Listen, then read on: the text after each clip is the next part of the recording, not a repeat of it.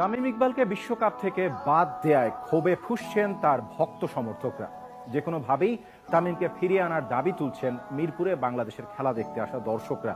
তারা মনে করছেন সাকিবের কারসাজিতেই এমন পরিস্থিতির সৃষ্টি হয়েছে। অবসান ঘটল সব নাটকীয়তার।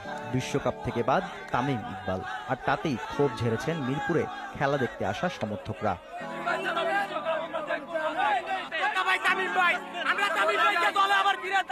টোটালি এই কাজটা মানে একটা প্রতিহিংসার কারণে এই জিনিসটা উঠে আসছে। তামিম ইকবাল খান বাংলাদেশের সেরা ওপেনার, বিসিবি বস থেকে শুরু করে কোচ সবাই জানে, তাহলে সেখানে তামিম ইকবালকে ছাড়া এসে মানে বিশ্বকাপটা দল কিভাবে হয়? কেউ কেউ বলছেন সাকিবের কারণেই বাদ দেয়া হয়েছে তামিমকে। সেই সাথে বোর্ডের অভ্যন্তরীণ কোন্দলে ধ্বংস হচ্ছে দেশের ক্রিকেট। সেটা সম্পূর্ণ তো সাকিব, সম্পূর্ণ কারসাজি সাকিব নিজে করছে। তার আগে থেকে প্ল্যান ছিল যতই হোক তামিমকে আমি দলে নেব না।